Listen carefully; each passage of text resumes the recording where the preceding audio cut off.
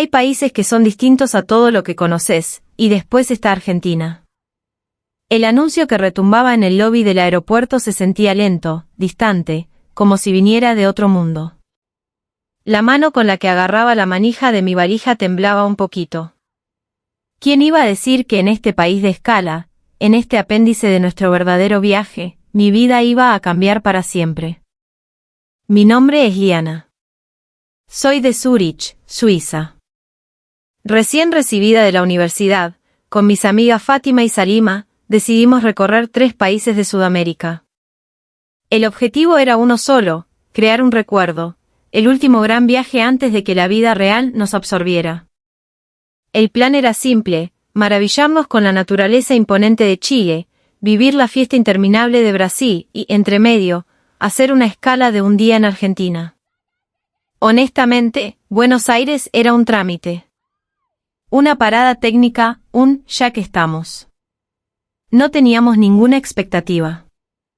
0. Pero en ese momento, cuando las puertas automáticas del aeropuerto de Ezeiza se abrieron, el olor del aire fue distinto. El sonido de la gente era distinto. Y, sobre todo, mi corazón, ese reloj suizo que siempre funcionó a la perfección, empezó a temblar en silencio. Nosotras, que veníamos de un mundo donde el silencio es una virtud y 1 metro de distancia personal es ley, nos encontramos con algo que solo puedo describir como un quilombo sagrado. En nuestro país, la gente te esquiva la mirada, acá, te abrazan sin conocerte.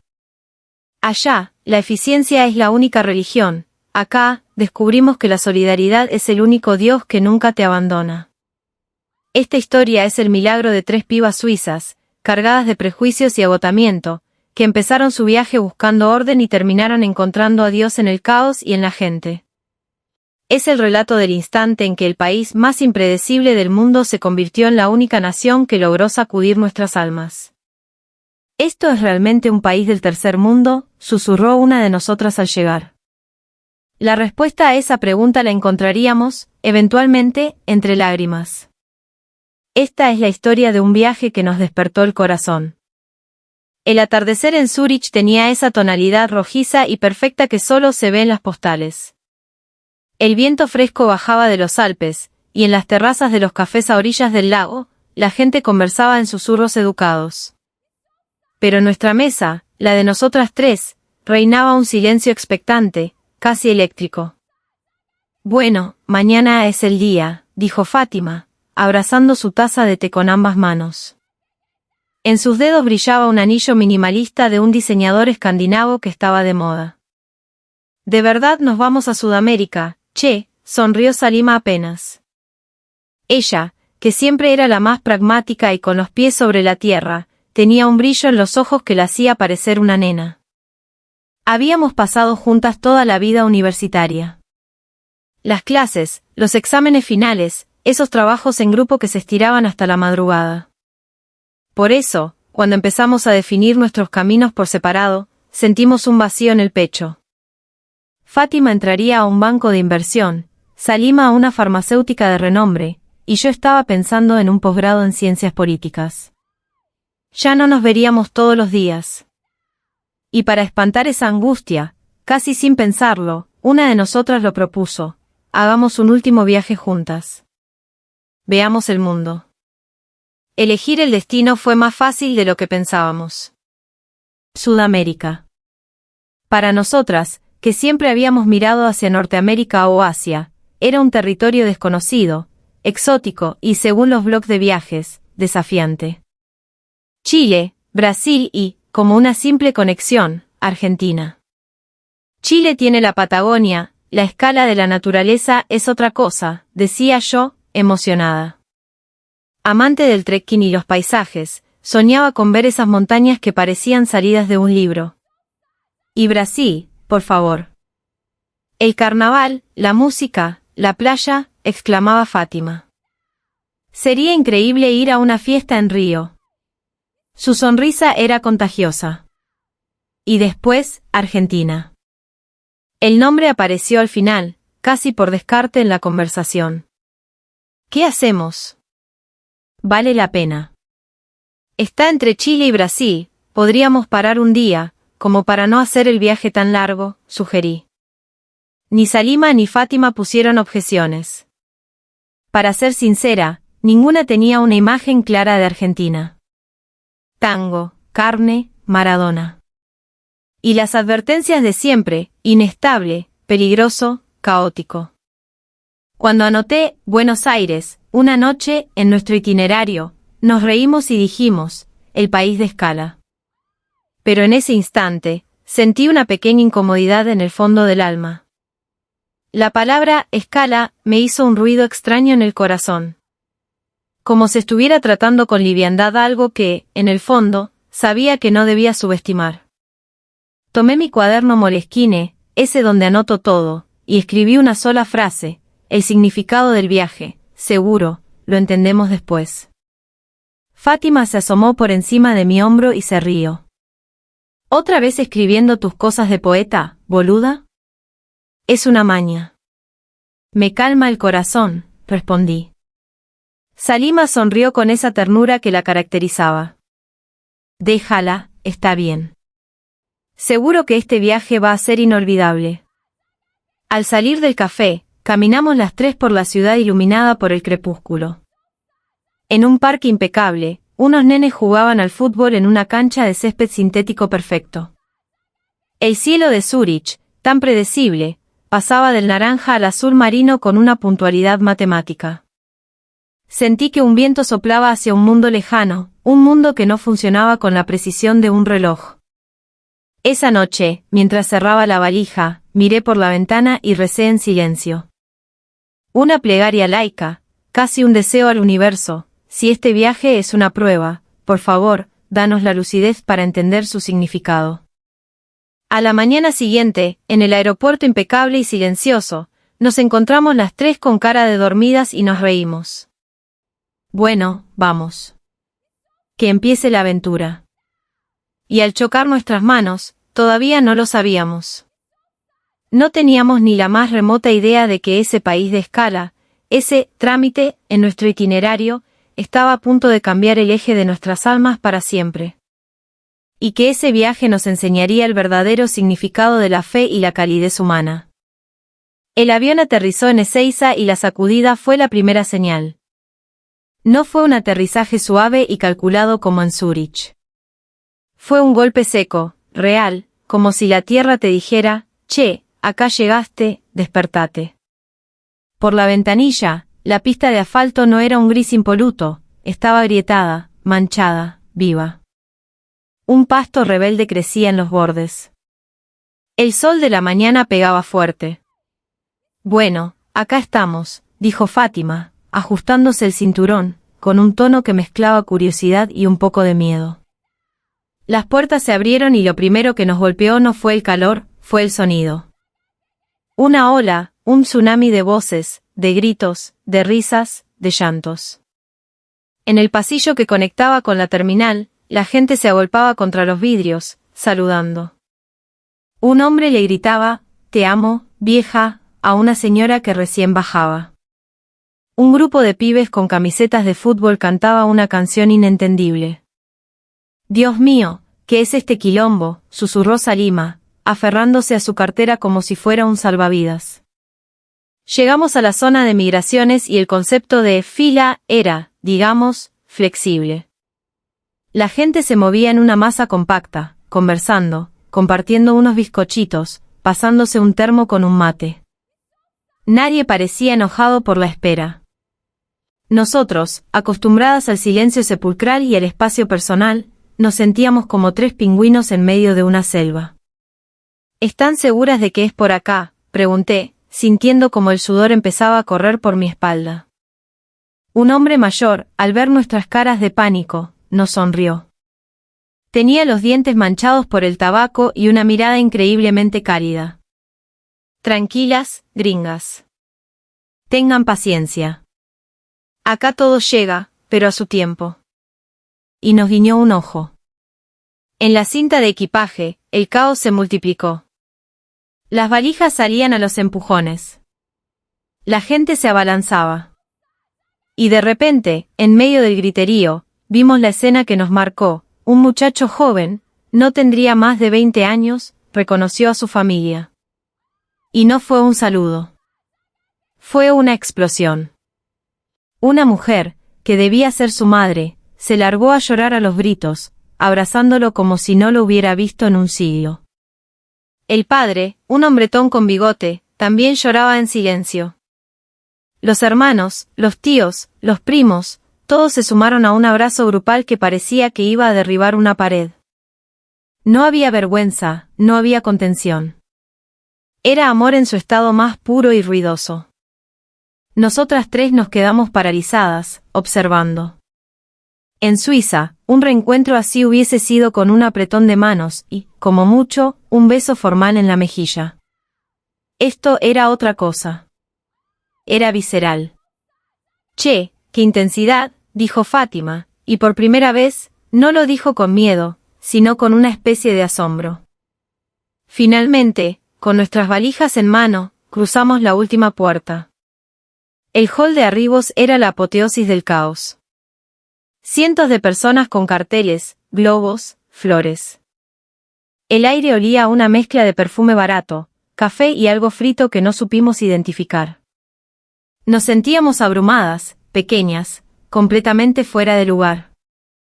Nuestro plan era tomar un taxi directo al hotel en Recoleta, encerrarnos, y al día siguiente irnos a Chile.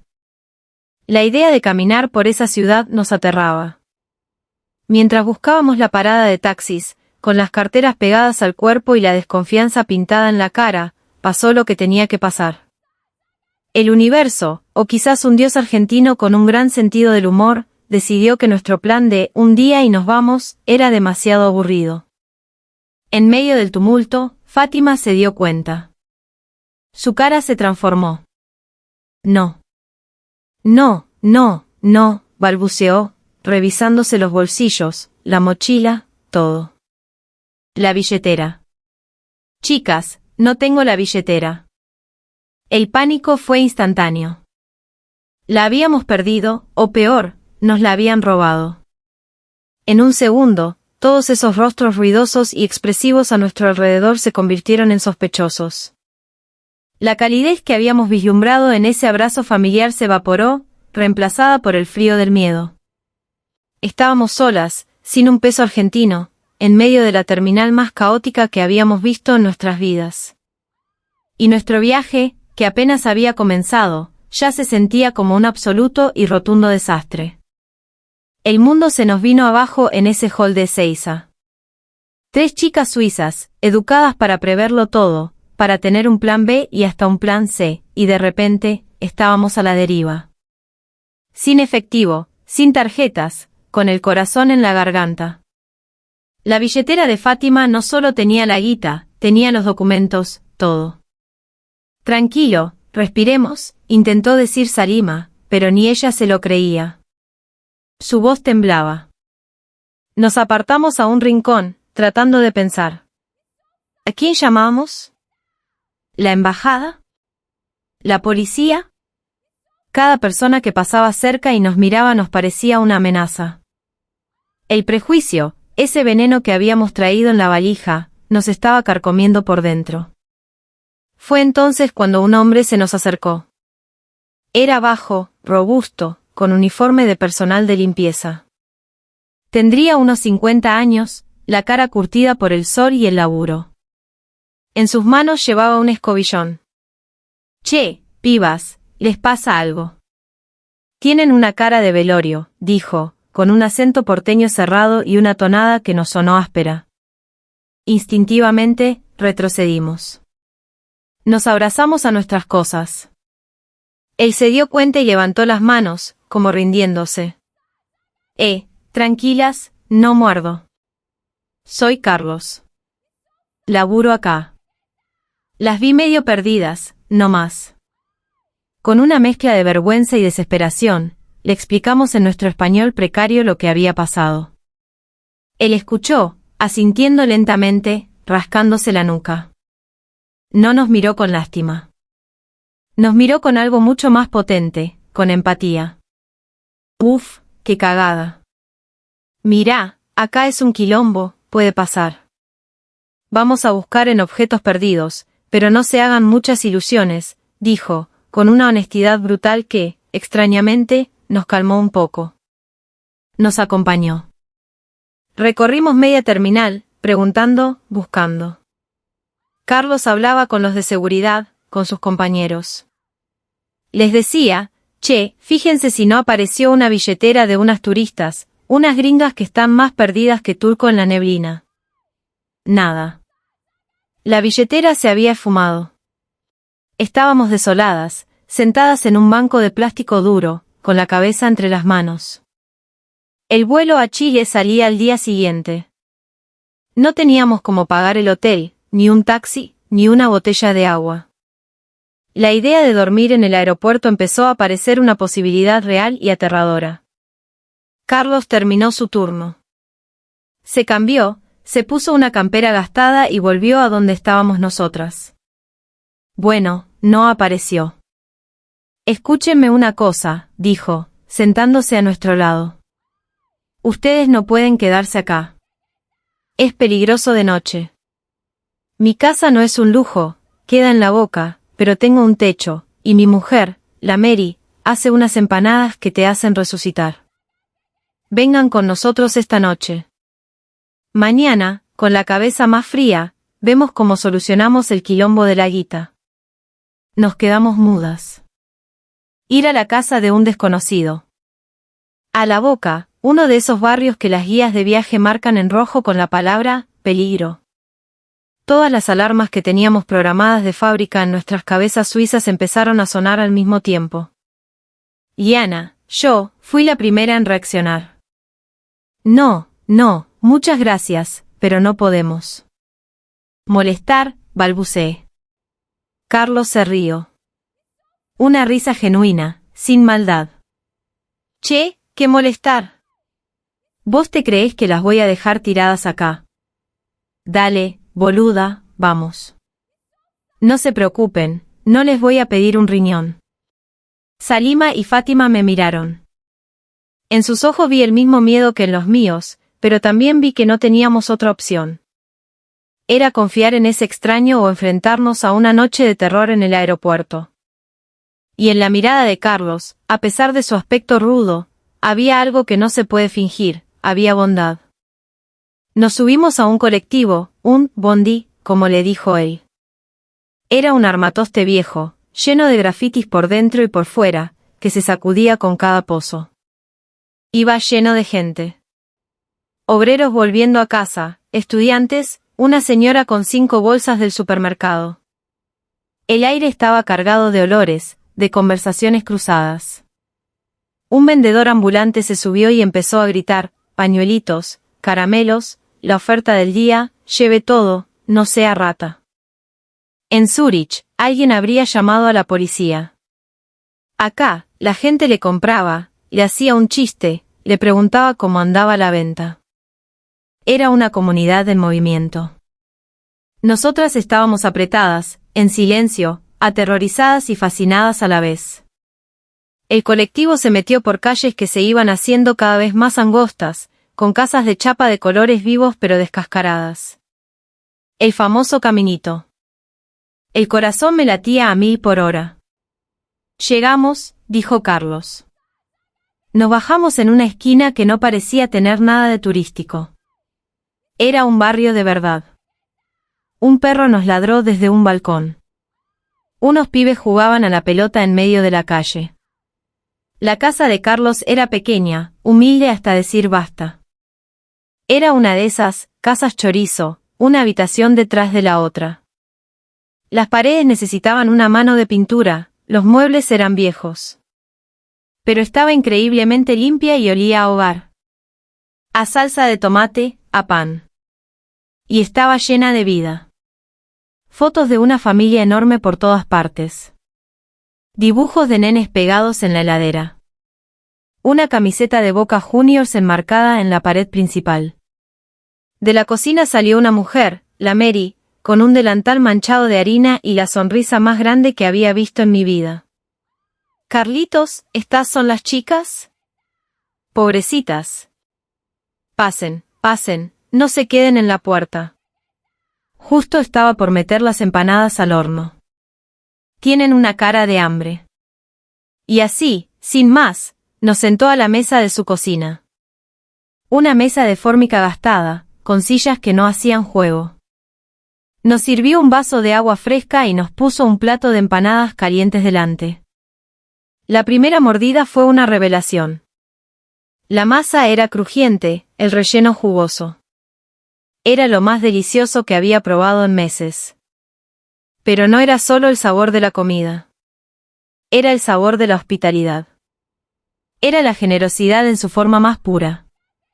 Mientras comíamos, Carlos y Mary nos preguntaban por nuestro país, por nuestras familias. No nos preguntaron cuánto dinero teníamos, ni de qué marca era nuestra ropa. Se interesaron por nosotras.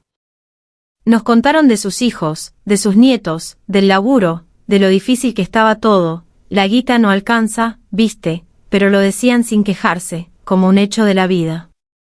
En un momento, me levanté para ir al baño.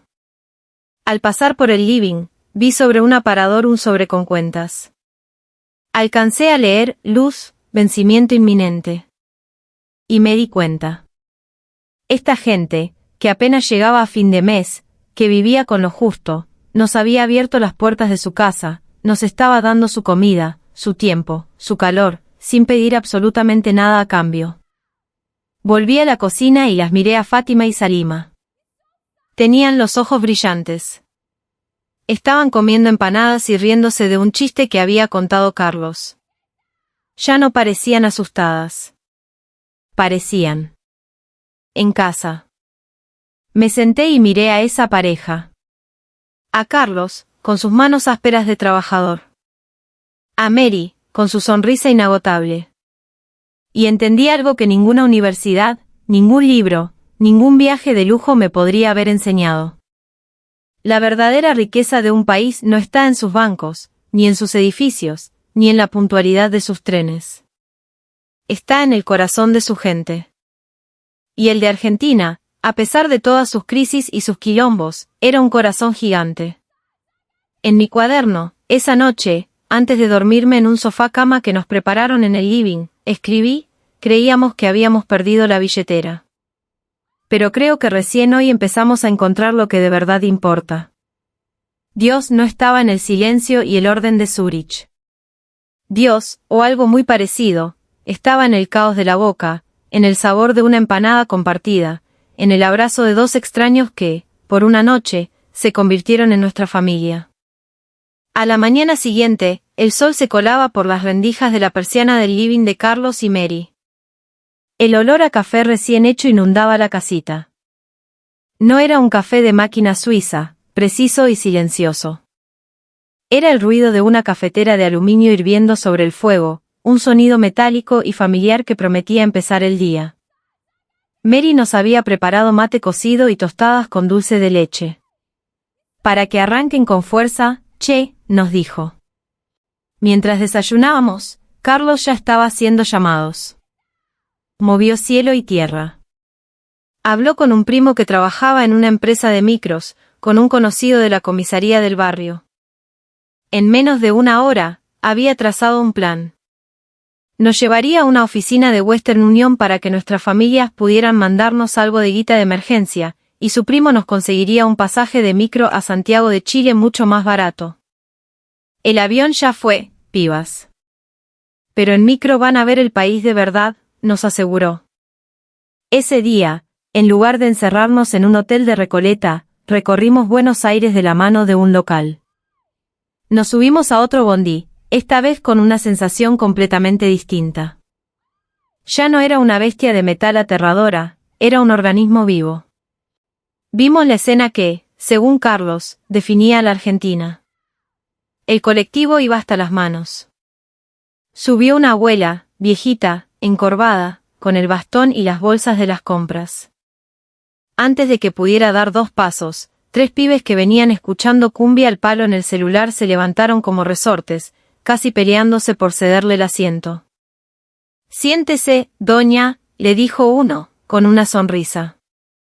La señora les agradeció, y durante el resto del viaje, conversó con ellos como si fueran sus nietos. Nosotras nos miramos, atónitas. Salima me susurró al oído, en Zúrich, el tren llega a horario, pero si sube un anciano, la gente mira para otro lado y se hace la dormida. Comprendí la dimensión de lo que estaba diciendo. Allá teníamos orden, pero habíamos perdido la comunidad. Acá, en medio del caos, la gente se cuidaba. Eran una familia anónima y multitudinaria. Después de solucionar el tema del dinero, Carlos insistió en algo. Hoy es sábado. No se pueden ir de Argentina sin comer un buen asado. Un vecino mío, el Beto, siempre arma algo en el patio. Están invitadas. La idea de meternos en otra reunión social con desconocidos ya no nos daba miedo, nos daba una curiosidad inmensa.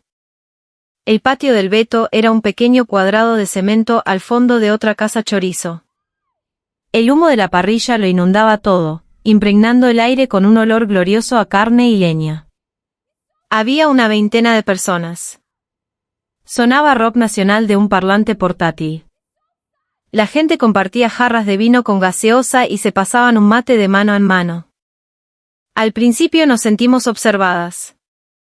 Las gringas. Pero en cuestión de minutos, el Beto, un tipo grandote con una panza prominente y una remera de San Lorenzo, se nos acercó con un plato de madera. Prueben esta morcilla, chicas. La mejor del barrio. Y nos sonrió. La gente se nos acercaba, nos preguntaba, nos hacían chistes. ¿Y qué onda Suiza? Mucho frío, che. ¿Es verdad que son todos millonarios? Nos reíamos, tratábamos de explicar que no todos éramos millonarios. Una señora nos enseñó a tomar mate. Con cuidado, no te vayas a quemar, nena. Nos sentimos increíblemente bienvenidas. En un momento, me aparté un poco del ruido y escuché sin querer una conversación entre el Beto y su mujer. No sé cómo vamos a llegar a fin de mes, Beto. La inflación nos está matando. Y él le respondió, mientras daba vuelta un costillar en la parrilla, tranquila, vieja. Hoy comemos. Mañana Dios proveerá. Lo importante es estar juntos. Esa frase me atravesó como un rayo. La generosidad en la pobreza. La alegría en la incertidumbre. Esta gente, que vivía al día, que luchaba contra una economía que los golpeaba sin piedad, encontraba un motivo para celebrar, para compartir lo poco que tenían, para abrirle la parrilla y el corazón a tres extrañas. ¿Por qué compartían su mejor corte de carne con nosotras, que al día siguiente nos iríamos y probablemente nunca más volveríamos a ver? Porque sí. Porque esa era su religión. La solidaridad. El asado estaba listo. Nos sirvieron porciones enormes. Comimos con las manos, sentadas en sillas de plástico, y fue la mejor comida de nuestras vidas. Porque no solo nos estábamos alimentando el cuerpo.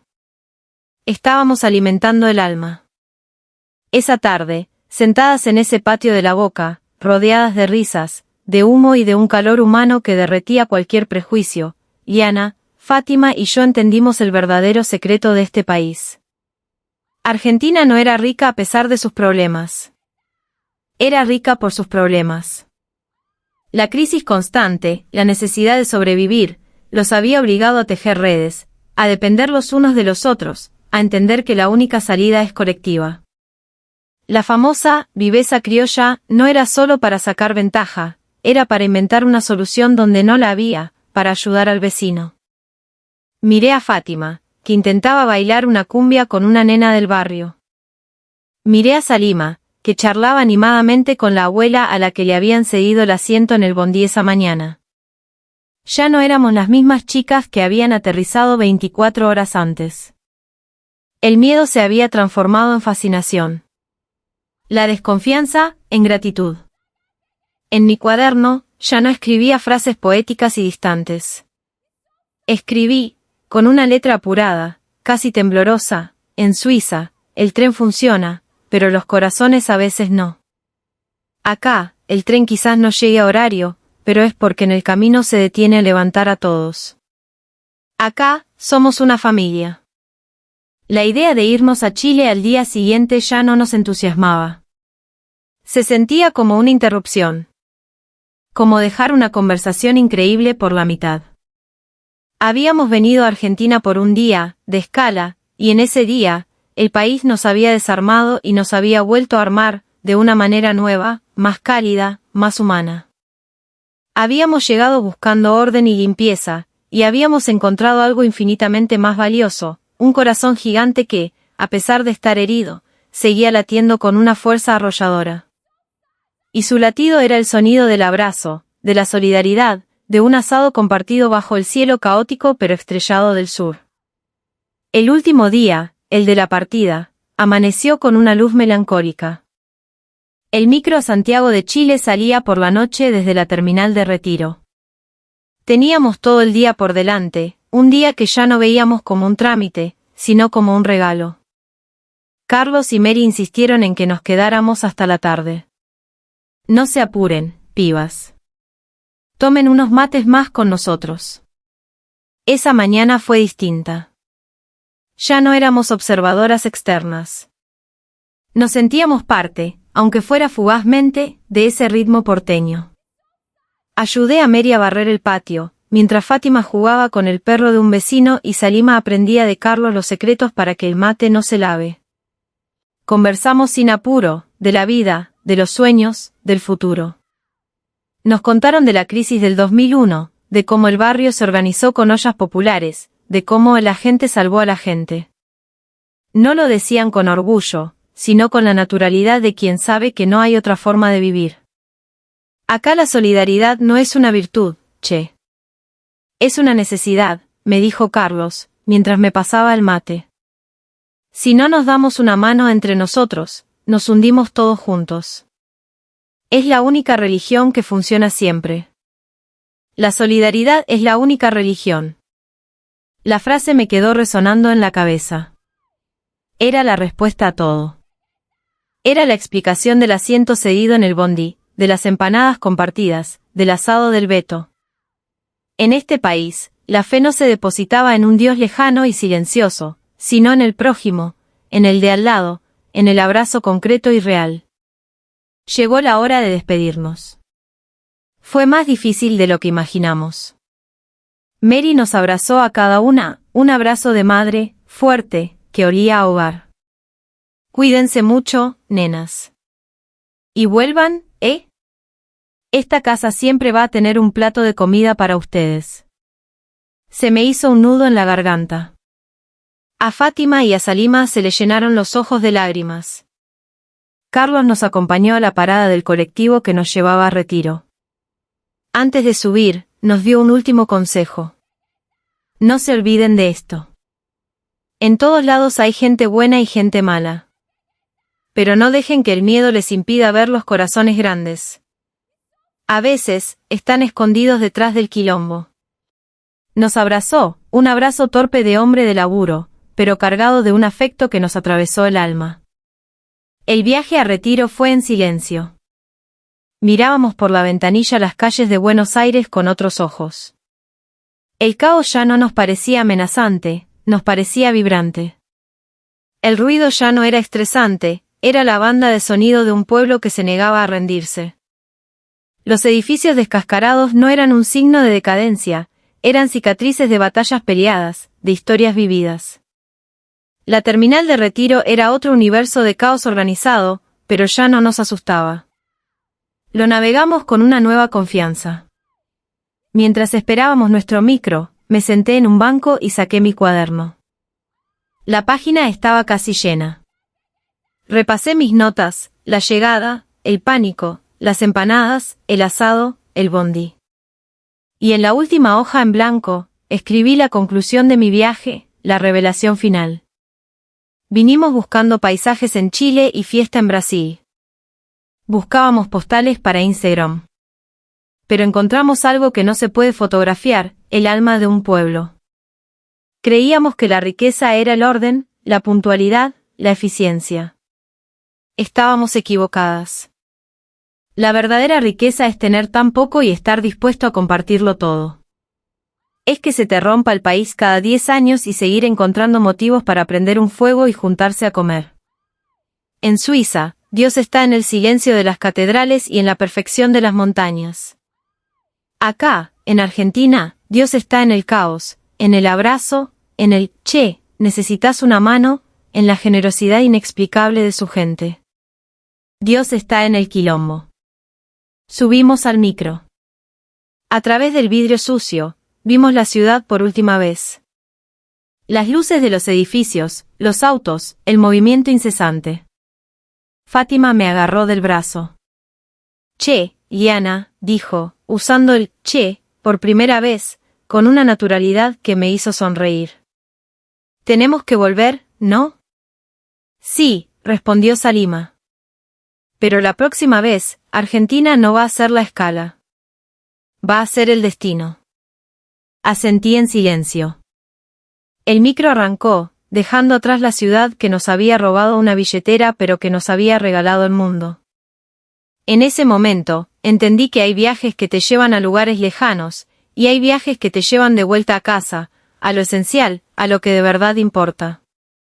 Y nuestro viaje a Argentina había sido eso, un regreso a la humanidad.